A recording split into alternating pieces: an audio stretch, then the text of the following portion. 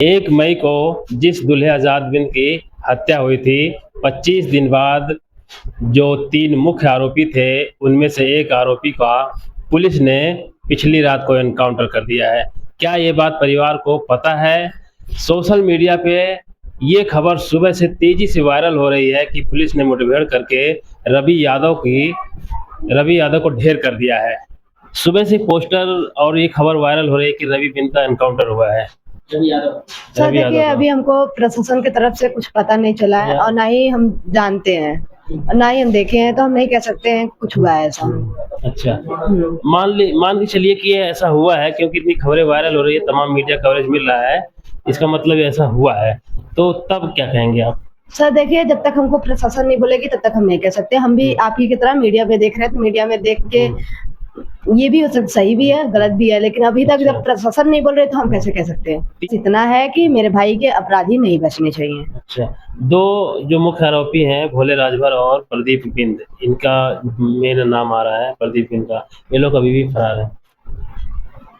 ये लोग का सर देखिए, हम बस इतना ही जानते हैं, ये लोग को सत्ता का संरक्षण है और ये लोग संरक्षण में ही बचे हुए हैं। ये बताइए, जैसे कि आप लोग, हम भी देख रहे हैं और आप लोग भी देख रहे हैं मीडिया में कि रवि यादव का हो गया है, ठीक है। तो ये बताइए, वो उसको कहा जा रहा था कि वो यहाँ पे नहीं है, वो छोड़ के भाग गया, हाँ नेपाल साइड गया। तो ये बताइए, तो वो यहाँ पे कैसे मरा? अच्छा। वो यहाँ पे कैसे आया? ये तो क्वेश्चन आप लोग को उनसे करना चाहिए और मेरा भी यही क्वेश्चन है कि तो हम यही कहेंगे ना कि बचाने की कोशिश की जा रही है और हम डीजीपी से जब मिल के आ रहे हैं तो बस वहां से प्रेशर पड़ा है, तो ये लोग एक दिखा दिए। डीजीपी साहब कब मिले? हमसे कल रात 8 बजे मिले थे। अच्छा, क्या बात हुई आपकी? यही बात हुई है, हमने अपना सारा बात रखा कि ये लोग ऐसे 3 हत्याएं कर चुके हैं, लेकिन अभी तक कुछ ऐसा नहीं हुआ है और हमेशा ऐसे छूट के आते हैं। तो उन्होंने कहा इस बार ये लोग नहीं बचेंगे। हमने कहा हमारे भी जान पे खतरा है। उन्होंने कहा इस बार ये लोग बचेंगे नहीं, बात खत्म, बस इतना ही बोले थे। और क्या बात हुई इसके अलावा? कुछ नहीं, उन्होंने बस इतना ही बोला कि अब नहीं बचेंगे।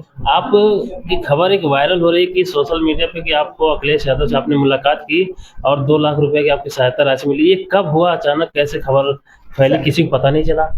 सर देखिए, हम रात में 3 बजे सब सो गए थे, तो हम अपने फैमिली को लेके यहाँ से चले गए थे। अच्छा। यहाँ से जाने का बस यही है कि बहुत रिक्वेस्ट पे, हमारे इंद्रजीत एडवोकेट से बहुत रिक्वेस्ट पे हमने उनसे सामने से बात किया था। बहुत रिक्वेस्ट पे वो माने। हमने कहा कि अगर हमारे साथ कुछ भी होता है तो हम लिख के आपको दे रहे हैं, हमारे साथ कुछ भी होगा वो जिम्मेदारी हमारी है। सिक्योरिटी मिली है, आप बिना बताए सिक्योरिटी चली जाती है। सर प्रशासन रोक ले रही है, कहीं भी जाते हैं तो प्रशासन रोक देती है, इसलिए हमने सिक्योरिटी का कुछ नहीं, मतलब सिक्योरिटी को भी नहीं बताया और वो सोए हुए थे, हम निकल गए। यहाँ सोए थे? हाँ। बाहर सोते हैं कि बाहर सोते हैं? आपने उनको सूचना नहीं दिया? नहीं दिया। और पैदल कहाँ तक गई?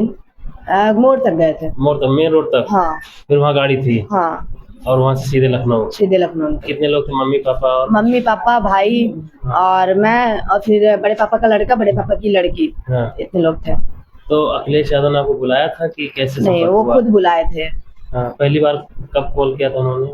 अरे उन्होंने कॉल किया था हमको लगभग एक बार, पहली बार कॉल किए थे जब जिस दिन भाई का चला गया था उसके चौथे दिन फोन आया था। जिसके बाद ऐसे लगभग 4 बार फोन आ चुका। फिर 5वीं बार वो खुद हमसे बात की। अखिलेश यादव ने आपसे बात किया? क्या बोले आपको? वही कहे कि बेटा एक बार आओ हमसे मिलो। तो वही मिलने गए तब, क्योंकि बार बार वो पूर्व हमारे मुख्यमंत्री रह गए हैं, तो अब उनसे बात करना जरूरी है। इतनी बार कोई नहीं बुलाता है किसी को, और वो इतना हमारा दर्द पीड़ा समझ रहे हैं, तो हमको जाना जरूरी था। हम गए, क्योंकि कब से गुहार बस हम यही लगा रहे थे, जो हमारे प्रेजेंट में मुख्यमंत्री है आदित्यनाथ योगी जी, हमको बुलाए, लेकिन वो अभी तक तो उनका कुछ सुनने का। लेकिन अभी भी मेरा यही है कि वो हमसे मिले, हमको उनको बताना है कि ये सब क्या हो रहा है। तो आप कितने बजे लखनऊ पहुंची? लखनऊ हम लगभग 7:30 या 7:45 तक पहुंच गए थे।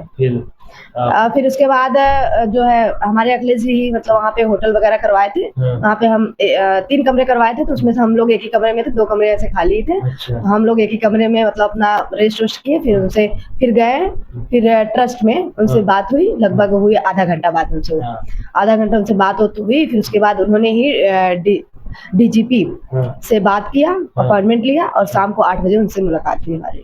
तो आपकी मुलाकात डीजीपी से हुई? हाँ। तो इंद्रजीत उस समय साथ में थे? हाँ, ये साथ में ही थे। तो अखिलेश के साथ आपको मिलकर कैसा लगा, कैसा उनका बातचीत का तरीका था? उन्होंने यही कहा कि देखो बेटा, मेरे हाथ में सत्ता नहीं है, लेकिन तुम्हारा सहयोग पूरा करूंगा और ये अपराधी बचने नहीं चाहिए। तुम खड़ी रहोगी, पूरा समाज तुम्हारे साथ खड़ा रहेगा और हम खुद खड़े रहेंगे, और अगर तुम हटोगी तो सब हट जाएंगे, और ये अपराधी बचने नहीं चाहिए, और तुम खड़ी रहो और हम तुम्हारा जो सहयोग होगा हम करेंगे सहयोग।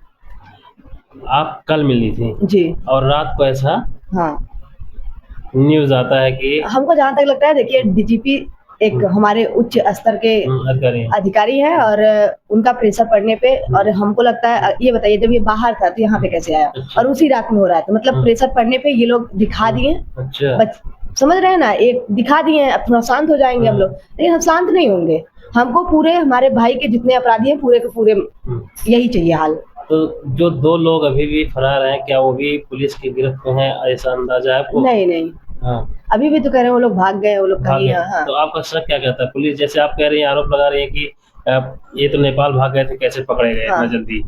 तो क्या वो दोनों लोग हैं? अभी रात में पुलिस कह रही थी कि एक अंधेरे का फायदा उठा के एक आरोपी भाग गया। हाँ, अब वो आरोपी कौन था कुछ नहीं पता।